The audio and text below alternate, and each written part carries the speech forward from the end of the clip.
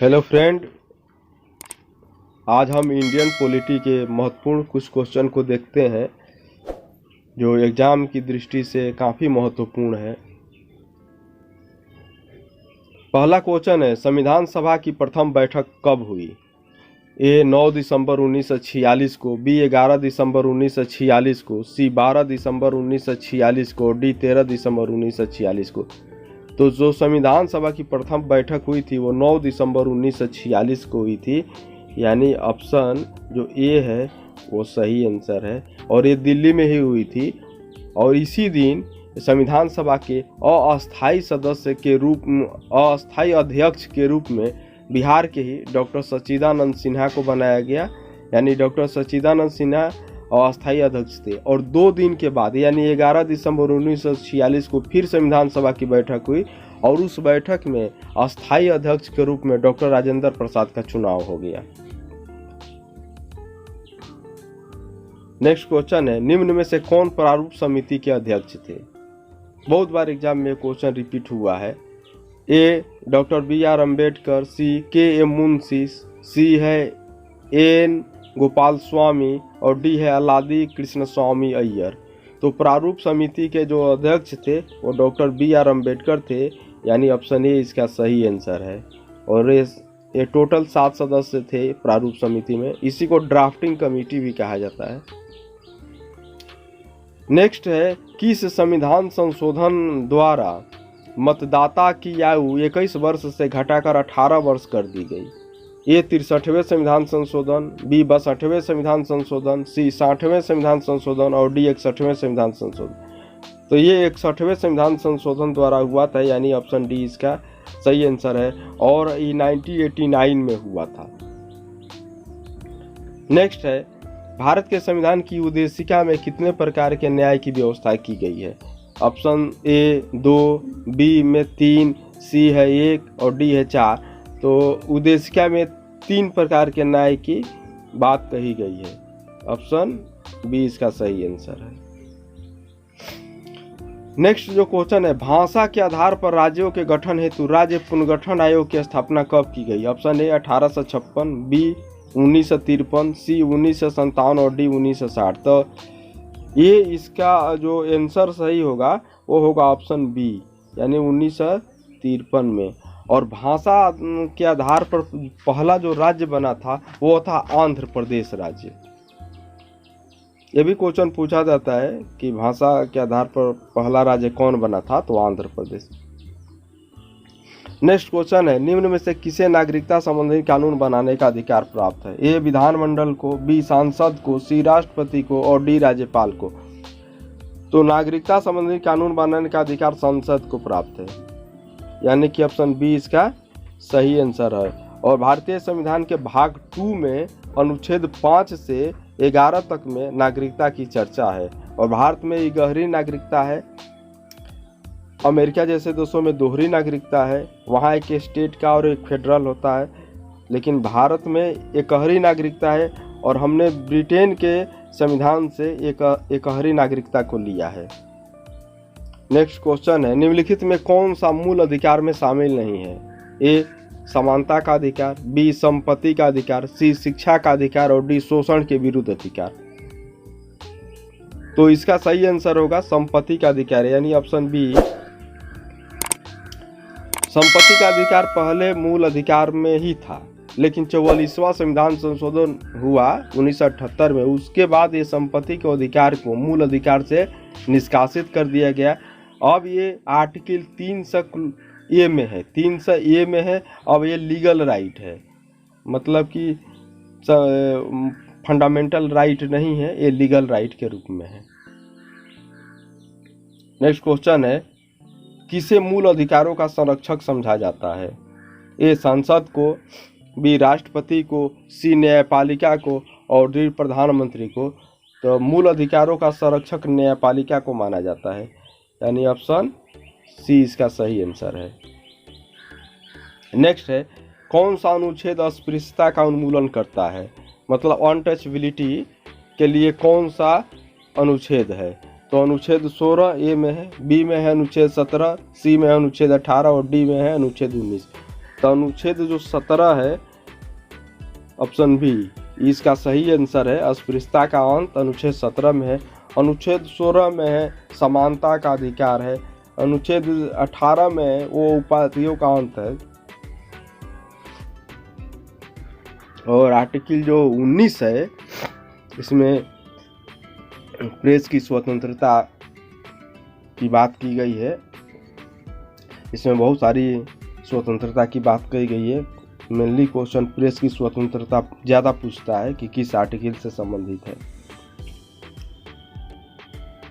Next question है निम्न में से किस राज्य में समान नागरिक संहिता लागू है, यानी कॉमन सिविल कोड किस राज्य में लागू है। तो ये ऑप्शन है आंध्र प्रदेश, बी है गोवा, सी है सिक्किम, डी है मणिपुर। तो ये गोवा में लागू है, यानी ऑप्शन बी इसका सही आंसर है। और भारत का एकमात्र स्टेट गोवा है जहां समान नागरिक संहिता लागू है। समान नागरिक संहिता मतलब कि सभी के लिए समान कानून, चाहे वो संपत्ति वाला हो चाहे वो मैरिज वाला हो, सभी में समान लागू होगा। बाकी स्टेट में ऐसा नहीं है। नेक्स्ट है भारतीय संविधान में कितने मूल कर्तव्य है। Option A 9, option B 11, option C 12, option D 8। तो भारतीय संविधान में 11 मूल कर्तव्य है, ऑप्शन बी। और मूल कर्तव्य की चर्चा संविधान के भाग 4A में है और अनुच्छेद है जो 51A में मूल कर्तव्य की चर्चा है। और ये रूस के संविधान से लिया गया है और सरदार स्वर्ण सिंह समिति के सिफारिश पर यह जोड़ा गया। वर्तमान में इसकी संख्या 11 है। नेक्स्ट है भारत के राष्ट्रपति अपना त्याग पत्र किसको संबोधित करके देते हैं। मतलब भारत का राष्ट्रपति अपना त्याग पत्र किसको देता है। ए लोकसभा स्पीकर को, बी प्रधानमंत्री को, सी उपराष्ट्रपति को, डी राज्यपाल को। तो भारत का राष्ट्रपति अपना त्याग पत्र देता है उपराष्ट्रपति को और उपराष्ट्रपति अपना त्याग पत्र देता है राष्ट्रपति को। यानी एक दूसरे को याद रखना है कि राष्ट्रपति देगा त्याग पत्र उपराष्ट्रपति को और उपराष्ट्रपति देगा त्याग पत्र राष्ट्रपति को। नेक्स्ट है भारत के राष्ट्रपति के महाभियोग की प्रक्रिया है। ए अर्ध न्यायिक प्रक्रिया, बी कार्यपालिका प्रक्रिया, सी न्यायिक प्रक्रिया और डी विधायी प्रक्रिया। तो भारत के राष्ट्रपति जो के महाभियोग की जो प्रक्रिया है वो अर्ध न्यायिक होती है, सेमी जुडिशियरी रहती है, अर्ध न्यायिक प्रक्रिया है। और भारत के राष्ट्रपति पर जो महाभियोग की बात है ये अनुच्छेद 61 में इसकी चर्चा है और ये अमेरिका के संविधान से लिया गया है। नेक्स्ट है लोकसभा और राज्यसभा की संयुक्त बैठक किसके द्वारा आहूत की जाती है। माने कौन बुलाता है लोकसभा और राज्यसभा की संयुक्त बैठक। ए राष्ट्रपति द्वारा, बी लोकसभा अध्यक्ष द्वारा, सी सांसद द्वारा और डी राज्यसभा के सभापति द्वारा। तो ये जो संयुक्त बैठक होती है ये राष्ट्रपति बुलाता है। ऑप्शन ए इसका सही आंसर है। जब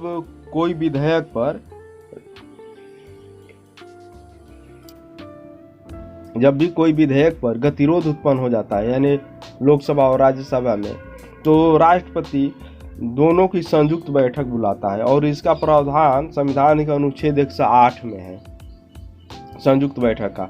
और राष्ट्रपति बुलाएगा लेकिन इसकी अध्यक्षता करता है लोकसभा अध्यक्ष। ये भी क्वेश्चन पूछा जाता है कि संयुक्त बैठक की अध्यक्षता कौन करता है, तो लोकसभा अध्यक्ष करता है। राष्ट्रपति बुलाएगा लेकिन अध्यक्षता करेगा लोकसभा अध्यक्ष। नेक्स्ट क्वेश्चन है उपराष्ट्रपति को उसके पद से निम्न में से किसके प्रस्ताव द्वारा हटाया जा सकता है। ए राज्यसभा का, बी लोकसभा का, सी कैबिनेट के और डी मंत्रिपरिषद के। तो उपराष्ट्रपति को राज्यसभा के प्रस्ताव से हटाया जा सकता है, यानी ऑप्शन ए इसका सही आंसर है। क्यों? कि वो राज्यसभा का पदेन सभापति होता है। नेक्स्ट क्वेश्चन है लोकसभा में राज्यों को किस आधार पर सीटें आवंटित होती है। ए जनसंख्या के आधार पर, बी क्षेत्रफल के आधार पर, सी भाषा के आधार पर, डी गरीबी के आधार पर। तो जो लोकसभा में सीट आवंटित है वो जनसंख्या के आधार पर है, यानी ऑप्शन ए इसका सही आंसर है। और इसके लिए 1971 की जनगणना मान्य है और ये 2026 तक ये इसी तरह चलेगा। उसके बाद फिर से इस पर विचार होगा। नेक्स्ट क्वेश्चन है लोकसभा में कम से कम कितने सत्र बुलाए जाते हैं? वर्ष में 1 बार, वर्ष में 2 बार, वर्ष में 3 बार और डी है वर्ष में 4 बार। तो लोकसभा को कम से कम वर्ष में 2 बार सत्र बुलाया जाता है। ऑप्शन बी इसका सही आंसर है।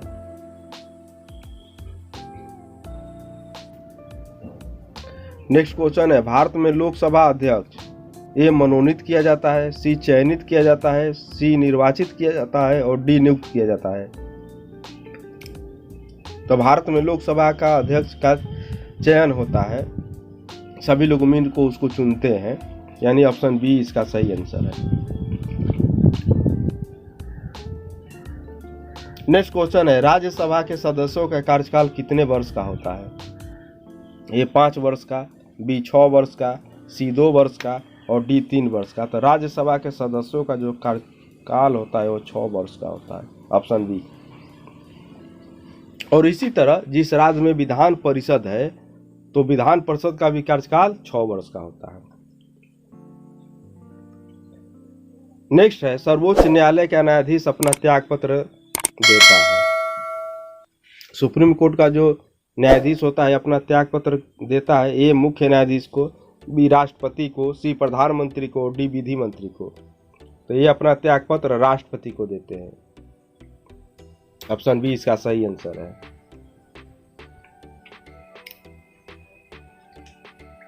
नेक्स्ट क्वेश्चन है, भारतीय संविधान का संरक्षक कौन है? ए राष्ट्रपति, बी सांसद, सी मंत्री परिषद, डी सर्वोच्च न्यायालय। तो भारतीय संविधान का संरक्षक सर्वोच्च न्यायालय है, ऑप्शन बी। नेक्स्ट क्वेश्चन है, जनहित याचिका यानी PIL कहां प्रस्तुत की जा सकती है? ए सर्वोच्च न्यायालय में, बी उच्च न्यायालय में, सी केंद्रीय प्रशासनिक अधिकरण में और डी उच्च एवं उच्चतम न्यायालय में। तो इसका सही आंसर होगा ऑप्शन डी। हाई कोर्ट और सुप्रीम कोर्ट में PIL दायर होता है। और PN भगवती न्यायाधीश जो थे, PN भगवती, उन्हीं को इसका जनक माना जाता है। नेक्स्ट और लास्ट क्वेश्चन है कि भारतीय संविधान में के किस अनुच्छेद के तहत सर्वोच्च न्यायालय भारतीय नागरिकों के मूल अधिकारों की सुरक्षा करता है? ए अनुच्छेद 74, बी अनुच्छेद 56, सी अनुच्छेद 16 और डी अनुच्छेद 32। तो इसका सही आंसर होगा ऑप्शन डी, अनुच्छेद 32। अनुच्छेद 32 के तहत सुप्रीम कोर्ट रीट जारी करता है और आर्टिकल 226 के तहत हाई कोर्ट रीट जारी करता है। ओके फ्रेंड, फिर किसी नेक्स्ट टॉपिक पर चर्चा करेंगे, तब तक के